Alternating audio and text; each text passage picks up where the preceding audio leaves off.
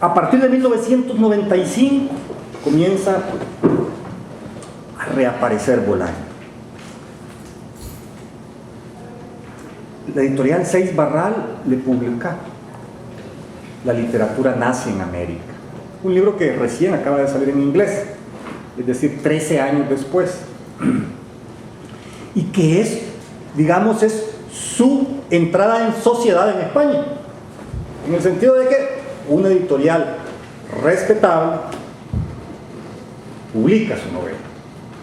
Pero para esto él, en ese periodo de 20 años en que anduvo haciendo a saber qué cosas y escribiendo todo este montón de cuentitos, fue acumulando horas seguramente, porque si no después no nos explicamos cómo a partir de 1996 comienza a publicar un libro al año, y algunos de los libritos ya se los encargo, ¿verdad?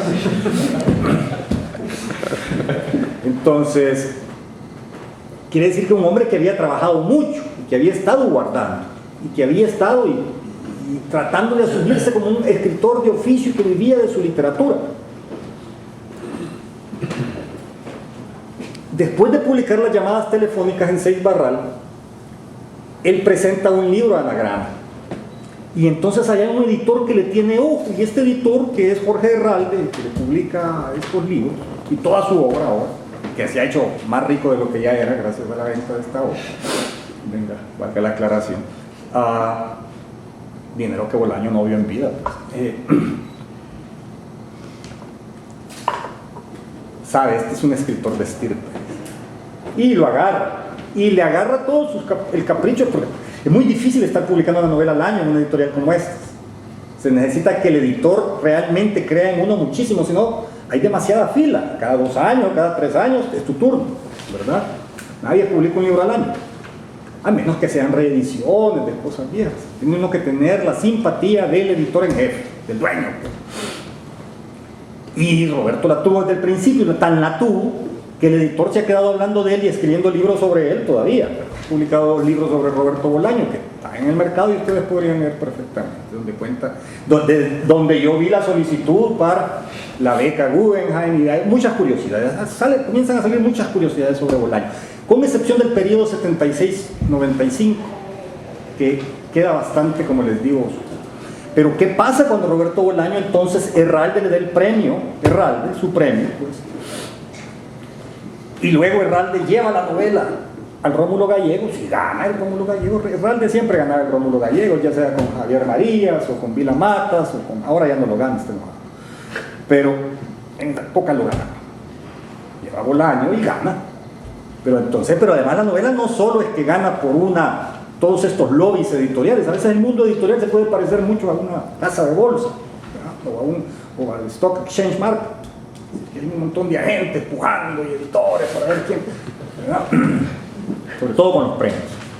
Muchos agentes se llevan el 10% del premio. Entonces imagínense ustedes, si se gana $400,000 el escritor, la gente se queda con $40,000 por una puja, ¿no? Entonces es una cosa que vale la pena. El hecho es que una vez que asume este nivel latinoamericano, comienza a haber un gran reconocimiento para Roberto a nivel latinoamericano.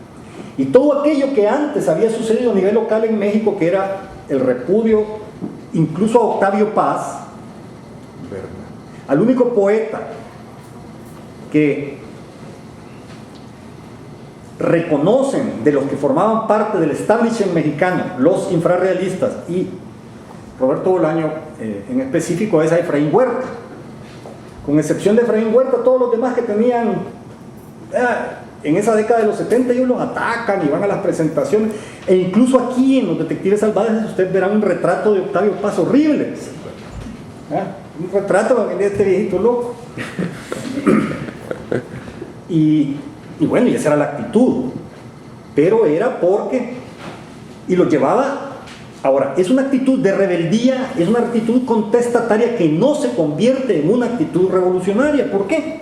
Por la misma naturaleza del sistema mexicano, porque son precisamente estos intelectuales orgánicos del PRI los que no solo controlan las becas, controlan los viajes, controlan las agregadurías culturales, sino que controlan las relaciones con La Habana y con la izquierda latinoamericana. ¿verdad? Entonces, lo que para otros escritores en Centroamérica o en países de Sudamérica era la Casa de las Américas en Cuba en la década de los 60 y de los 70 como una opción, para un escritor que se forma en México y que tiene esta actitud rebelde, dice, si estos cubanos de quiénes son amigos de estos, ¿verdad? Entonces, pues no. Entonces nunca se traduce la actitud contestatario rebelde en una vinculación política, pero además porque ellos tampoco son un grupo que tenga una voluntad política, todo lo hacen desde la literatura y más en términos estéticos y están más ligados a la vanguardia de entreguerras o del principio del siglo XX en Europa que a los movimientos, a los escritores vinculados a los movimientos armados en las luchas del siglo XX en Latinoamérica. Creo yo que su mentalidad, estoy hablando de la década de los 70 de ellos, pese a la experiencia política del Chile de Allende, si ustedes leen ese comunicado que hacen los infrarrealistas se darán cuenta que están más cerca de las vanguardias, sus planteamientos son más de vanguardia que de los escritores que los preceden, y muchos de ellos llevan el planteamiento de el escritor comprometido, el escritor vinculado a la lucha armada, el escritor como parte de las fuerzas del pueblo y toda la fraseología de aquel periodo, ¿verdad? Ellos no comparten esa fraseología, ellos están peleados con eso también, ¿verdad? Porque ese era el poder que enfrentaban en la Ciudad de México y como les repito, no era un grupo muy articulado intelectualmente. ¿Qué significa a nivel latinoamericano la actitud contestataria para Bolaño? No para el grupo, ya no hay grupo, solo existe él. Y lo digo a nivel latinoamericano y a nivel español quizá, porque es donde tiene influencia. Todavía Roberto Bolaño muere el 14 de julio del 2003. Hace poco estaba con un amigo que lo recibió en París para el Salón del Libro de abril de ese año, es decir, 2 meses antes de que muriera. Y bueno, le acababan de publicar uno de sus libros, creo que Nocturno en Chile, acababa de salir en Francia. Este todavía no. Y no llegó nadie. Un escritor publicado ya, pero que llegue yo, que llegue otro. Me parecen los cuates de siempre. O uno que otro despistado que anda viendo cosas latinoamericanas. En Alemania a este libro incluso le fue muy mal. Y en Estados Unidos pasaron 9 años para que se publicara. Pero en Latinoamérica Roberto Bolaño comenzó a adquirir no solo lo que es normalmente un prestigio literario, sino lo que yo llamaría un liderazgo. Es un sentido muy particular para este escritor. ¿Por qué adquiere un liderazgo a nivel generacional? Pues porque el tipo no tiene pelo en la lengua, ¿verdad? En primer lugar tiene una obra que lo respalda. Y tiene una voluntad de confrontación típica, ¿verdad?, de un contestatario. Entonces si le preguntan sobre el boom, comienza a tirar basura, ¿verdad? Esos pterodáctilos, ay, Llosa García, y toda esa gente, nada que ver con él. Gana el premio Rómulo Gallegos, va a Caracas y ustedes lean con detenimiento el discurso de toma, de aceptación del premio, y es una burla, todo el discurso es diciendo, miren, hasta todavía me cuesta pensar que Caracas no es la capital de Colombia, porque yo siempre creí que Caracas era la capital de Colombia, y esa es la tonalidad, así comienza el discurso, ¿verdad?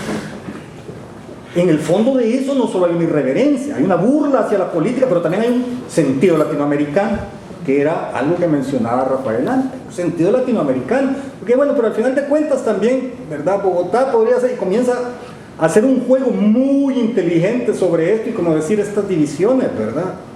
Es decir, podría hacerlo perfectamente, cuenta anécdotas de haber ido a la presentación de un poeta que era de Caracas y que él siempre hablaba del poeta colombiano.